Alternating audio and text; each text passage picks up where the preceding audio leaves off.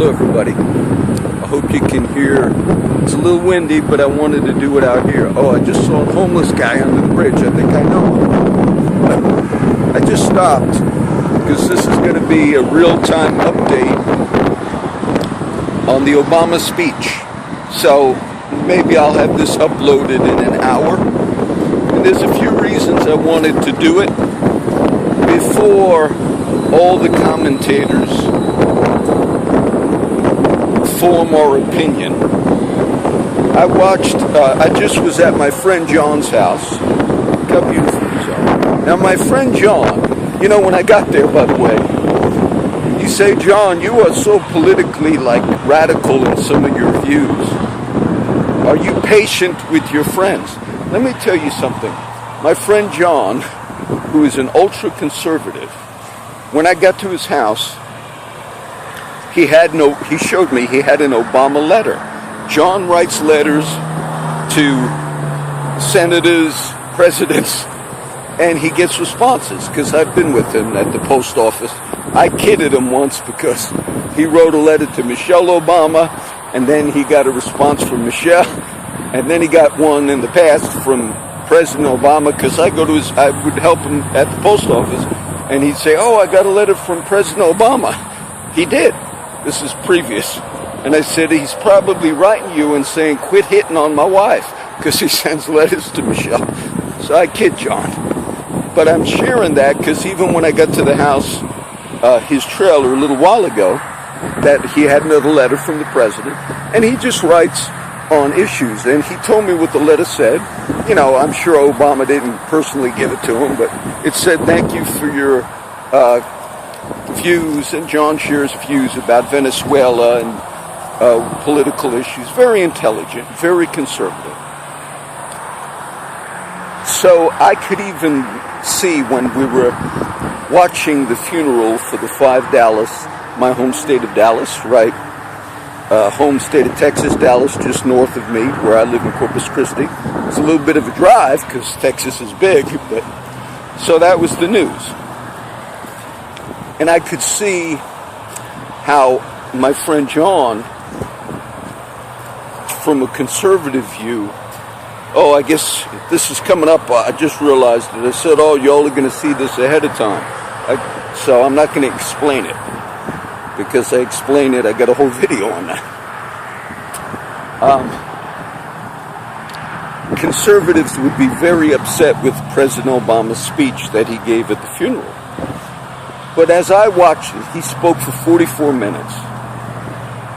And you say, some of my conservative friends are going to be very mad at that speech. I thought it was the best speech out of everyone that spoke. Why, John? Look, if those of you that are politically active, you'll know why conservatives would be very upset at that speech. And some of my friends on Facebook and others, I don't read a lot of comments, but I can see it when I briefly look. Conservatives are going to have a response.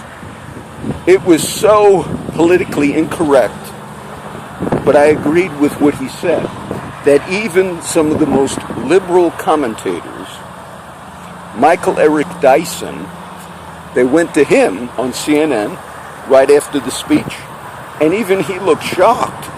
Look, Michael Eric Dyson, they are some of the most intellectual, articulate liberals in the country who have chastised President Obama, along with Cornel West, who is an intellectual, black intellectual. I like Cornel West. He teaches some philosophy. I used to listen to him.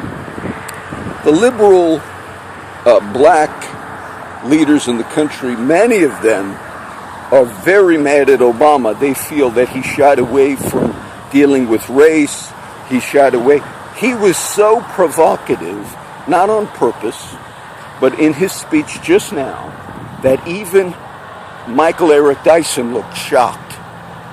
And then Don Lemon, or Lemon, however you say it, who is a black commentator on CNN, even they didn't know how to respond. Why, Joe?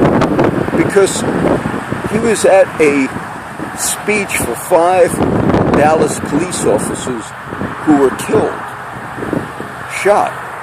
And many are associating the Black Lives Movement and the protests with being the cause. Mayor Giuliani, an Italian from the area where I grew up, he's very liberal for a Republican, though he's a Republican. The last few days, Giuliani, honest, he's very pro-police, which I'm pro-cop. I just don't like some of the system that we have in place.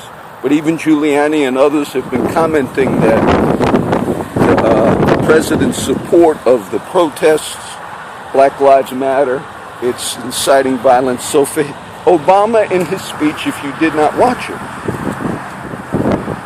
he waded into an area where it was politically incorrect for him to do it.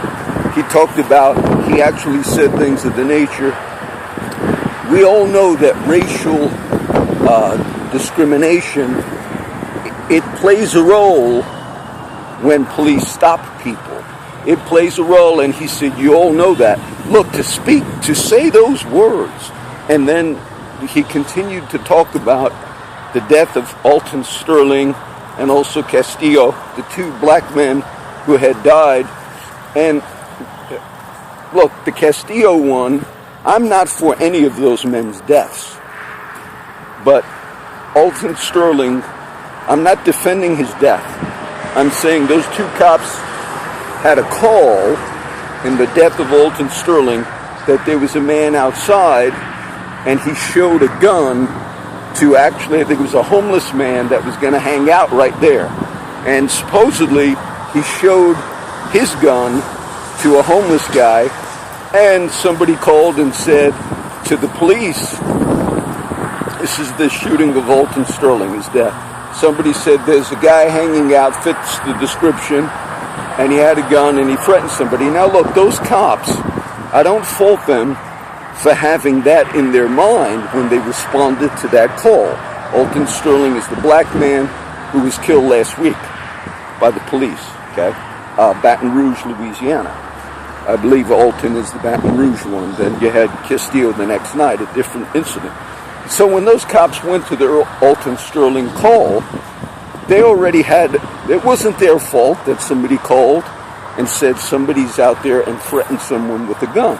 That was not those cops' fault to have gone to that scene with that in their mind, okay? That was not, in my mind, that was not necessarily a racial profiling at all, because they didn't instigate the call. It came from somebody else that called the cops.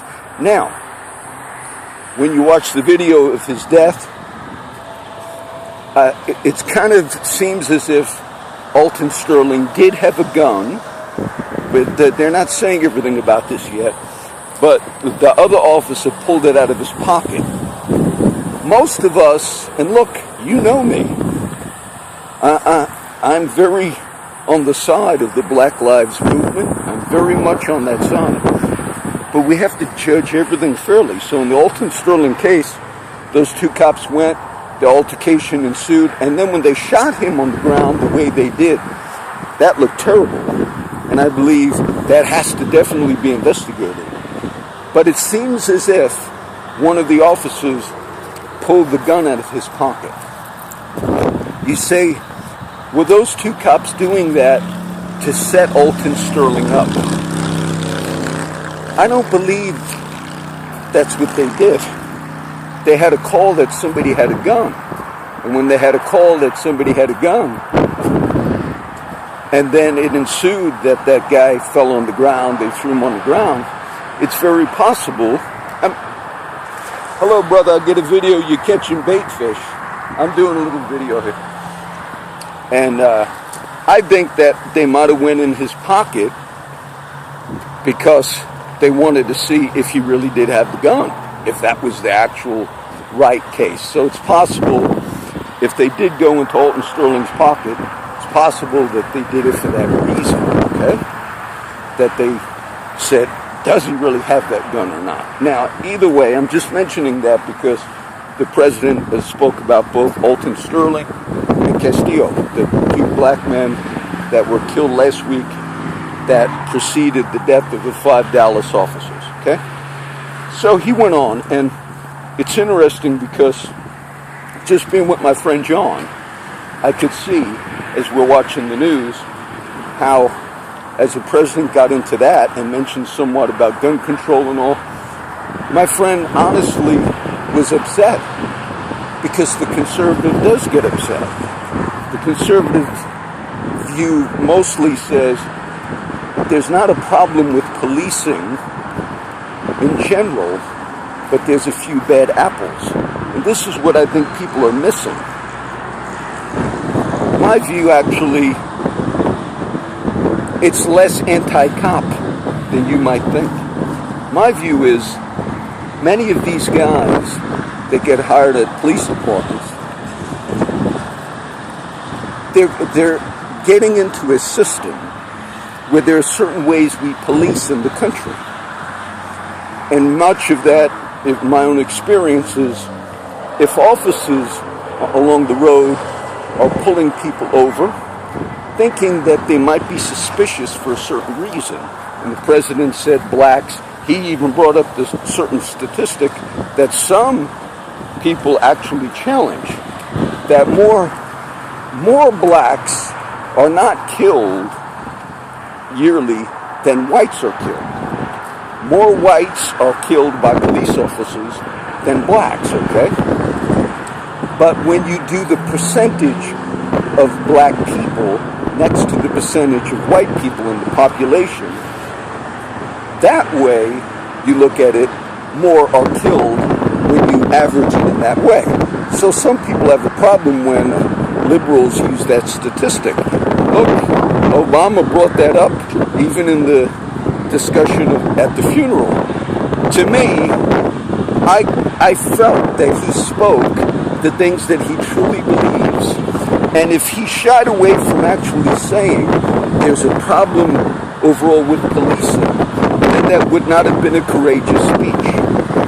But the fact that he didn't shy away from it, that's why I wanted to discuss it right now. Because the media on the conservative side, they are going to be tearing him up on this speech. And many of you, my conservative friends, like my friend John, you're already upset. And by the time this posts in about an hour, I'm sure there will be many. And I see those signs. And the point, for instance, I gave you many examples. Times where I was pulled over, not because the out-of-town times I was pulled over, it was not because of my color, but it was because it was a certain time of the day and I had a bunch of guys in the vehicle because I was doing recovery meetings. And that looks suspicious. So those cops, they profile thinking, well, maybe something looks suspicious that this man, me, is driving with a carload of drug addicts at a certain time. Okay, that's okay to think it looks suspicious. But there were times where I was followed for 10 miles coming back from Alice just because of that reason. And I'm the only one really doing the actual speed limit, by the way. Because cops normally don't pull you over if you're just doing 5 or 10 over the speed limit. Here in Texas and Corpus Christi, you normally get away with driving 10 miles. But even though I was doing everything by the law book, the one thing he found to pull me over, this was the Alice cop a couple years ago, was I put my blinker on, changed lanes, he stopped me. I had Cameron in the gas of the car. I told this before. And even Cameron said, man, John, you are like belligerent. I had reason to be. But when he pulled me over, I asked him as soon as he came up to the window, I said, why'd you pull me over? He said, you didn't leave your blinker on long enough. Now, when they run my thing, they see a DUI, okay? So then he asked if I was drinking. I said, no. And I was honest because I've not drank in 3 years, 7 months. But I told him, I said, you want to do breathalyzer? I said, do one right now. Do a breathalyzer right now. No, it's all right. But then when I got out of the car, because he wanted me to walk to see if I might have been drinking, I told him, look, I do recovery meetings, okay? I'm doing a Christian AA thing. I'm a retired firefighter. Now, he was a rookie. maybe on the job for maybe a year and a half, 2 years. I said, brother, I know why you pulled me over, because of what I explained. I said, I got a carload of guys, and I said, they are addicts, because I'm doing recovery. It's a certain time of the day. He admitted it, because I said, I'm a retired firefighter. He even asked me about the retirement system. I said, and he was nice. He said, okay, I'll make sure I won't pull you over no more. But was he a bad man? No. But they're taught, the system says, if you see something, look for any, and in some cases, like the president said on the speech today, in some cases, what makes the suspicion look suspicious is they're black. Because the statistics actually will show certain things like that. And my friend John, who's very conservative, he was bringing up during the speech, more blacks commit crimes and stuff. So I understand both views. But the president dealt with things that normally, let me say, he quoted from the Gospel of John, but it wasn't from the Gospel of John. It was from the letter of John. Okay? Now I saw that. I didn't have to go look it up. I'm making this right after the speech. Okay? No big thing. But he gave a quote, which he said came from the Gospel of John. And the quote was, let us love, not in word only, but in deed and in truth. And I'll finish it. Thereby we know we are of the truth and shall assure our hearts before him. Beloved, if our hearts condemn us not, then have we confidence before God that we'll get the things we ask for. But if our heart condemns us, then that's not good. Now this is in the letter of John, okay? It's in 1 John. You could go look that up. So the president said it's from the gospel, which it's not. It's no big thing. I just figured I'd mention that. Whoever looked the verse up for the president said, oh, this is from John the apostle. Which it was. John wrote the gospel, and John wrote 1st, 2nd, and 3rd John. That's not a big issue, but I figured I'd mention that. I felt the speech was courageous for him to have made, because many, certainly, even those that are on the, quote, black liberal side, some of them were shocked. He spoke for 44 minutes. He mentioned the name of all concerned. Both black and white. He put that man's name up. Because as I just described, it's possible that the things that led to that were not necessarily a racial thing, because I explained that. But he brought it up. And he also brought up what he knows as a reality in the majority black community, that many do feel and experience a racial prejudice. And it comes directly from their experience.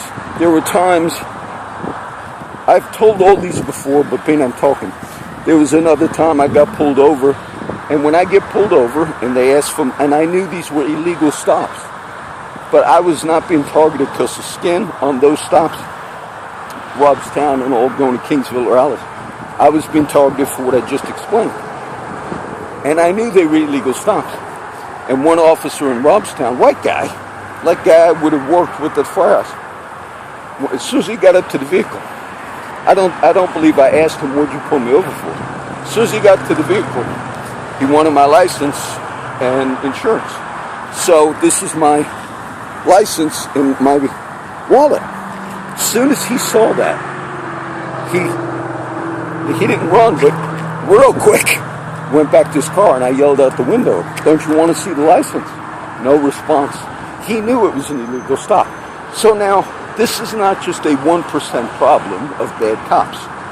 You have a systemic problem where some of these incidents are leading to both the officer feeling he's at risk, he pulls someone over, they look suspicious, and then the person at times, well, John, if we don't pull people over for broken taillights, how are we going to enforce law? Come on. When you're here in Texas, when you go to renew your license or your registration, you have to have proof of inspection. Look, let the person drive the year with that broken tail light. Let him drive with it. Say, oh, Lacole's old. Look, less problems than what's happening in these other things. And then when he has to renew it, you can't renew your registration. Well, then how do we pull them over, John? Well, then they don't get nothing. And then at that point, you're driving around with inspection sticker, no good, and also expired. Here we have license plate tags we put on the window. Okay, then make it that. Let it go that far, then they get pulled over. Because they got no inspect. There's ways that we can change that you don't pull people over if they didn't use their blinker. Now, if they didn't use it and there was a wreck, that's different. But if you see someone didn't use a blinker, you change policing. That cop gets his picture, snap. He's got his car camera, get the license.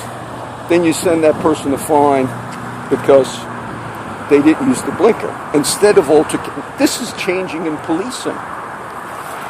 This would benefit both the cops and the people that maybe are Sandra Bland or whatever.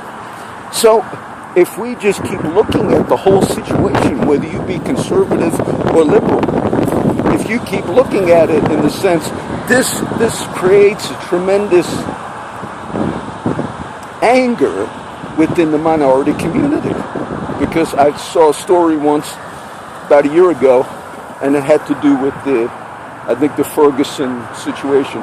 But they were just interviews, and one black guy, he said, I never go through a certain town. He said, because no matter, just like me driving through Driscoll, he says, they're just going to look for any reason to get there. Now for that to exist, the president is familiar with that, in the sense that in the black community, this is what many of them feel. And then the statistics, even the ones he quoted, though some people challenged them, but it did show that there was a bias, a racial bias. He even gave this, even at the funeral, he bravely gave the statistics about the black men who certain types of crime, they get lighter, harsher sentence equally if the white people got it, blacks that get pulled over. So he waded into the fray. And I want to say, before I listen to I understand exactly what each side's going to say. Okay, I understand it, because that's politics. I'll mention this, being this is an update. I talked about the China situation last few weeks. China basically took over islands in the China Sea, claiming it, building barrier islands. Well, yesterday there was a CNN report, came out, China loses at the court. And the headline, China loses. I said, what a lie. I said, I don't even have to read the article. I'm sure the court, there's a quote, world court in The Hague. That's considered the world court. Nobody abides by that. So when I read the headline, it made it look like, oh, John, you were wrong. China, they lost those islands.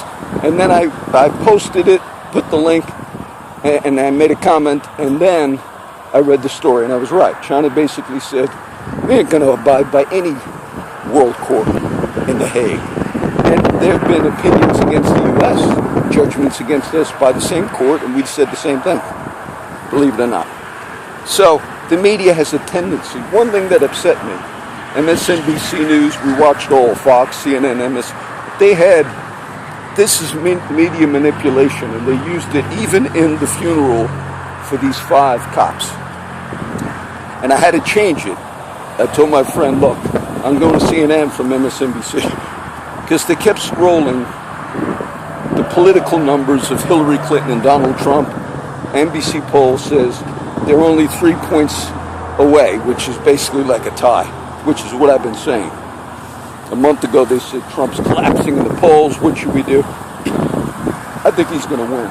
But the thing that upset me was, as they scrolled that at the bottom of the screen during the funeral, MSNBC, this is bias, whether you see this or not. They said the reason the polls went down, they put it in, they said because James Comey, the director of the FBI, found no criminal charges against Hillary, which is true. But it made it look to the public that's watching that, oh, her polls are going down because she did nothing wrong. And so many people, quote, conservatives, want her to get something wrong. That's why her polls are going down. That's the subliminal message that MSNBC kept running. That's liberal media bias, okay? Because you could have said Hillary Clinton's polls are slipping because Director Comey of the FBI admitted before Congress that yes, Hillary lied in some of these investigations. That yes, because that's why. Because even though there were no actual charges and indictment by the FBI on the Clinton server scandal, emailed me, yet she gave statements that were false. And that's come out now. You're going to look at the false statements. But MSNBC made it look like the reason the polls are tightening is because she committed no crimes. And so many people wanted her to have done wrong. That's why. That's what they made it look like. And I got mad because that's bias, and they do it all the time. But all the things, and part of the news update on the scroll was also what I said about China. And I even wrote about that earlier today before this got posted. And the same thing, China said, we are not going to abide by anything. So this is just a brief update. I want you to see that I liked what the president said. And I know some of my conservatives are going to say, John, on some issues like which you just spoke at the end, we agree with you. And some of my liberals will say, John, but what you said at the beginning, I'll give it away, but you ain't going to get the story until the video goes up called My Tattoo, okay? That might go up 2 days from now. And I wanted to teach Deuteronomy 30. There's some interesting things that happened that I mentioned on a couple videos, and I wanted to teach it, but I'll do that another day. This will go up in a little bit, and then I link it to tomorrow as well. Tomorrow there should be another video. So, I want to bless all you guys. It's beautiful out here. We catch crabbing here. That's the A&M University. It's Island University. I live not on the houses that are right on the water, but I live like a couple blocks right behind. I mean, I could walk to my house from here. And I used to walk here a lot. I like to walk that bridge. And then when you see me riding those four-wheel, quote, motorcycles, which are quads, that's at my daughter's house. And if you follow this water all the way down that way, that's where she lives, on the other side. So we got a lot of beautiful area here. And I just wanted you also to see a video before I watched, because that's what's going to be on. Conservatives are going to say, and they believe that, I understand. But they're going to say, how dare the president have brought that up, the gun issue, racial things. Look, I understand that, all right? I just felt it was good. I felt he spoke what he believed. You say, well, maybe he's wrong. But regardless, being politically correct, even if you believe something strongly but you don't want to say it, that's hypocrisy. I'm not right about every issue I speak on. None of us are. But speak what you feel is true. Now, sometimes people say they're wrong, and then later you correct them. But don't give an impression that, and then in your heart, you believe it differently. Okay? It's windy. God bless you guys. Get a beautiful view of the water. The Lord bless you. Make His face shine upon you. The Lord be gracious unto you and give you peace. God bless everyone.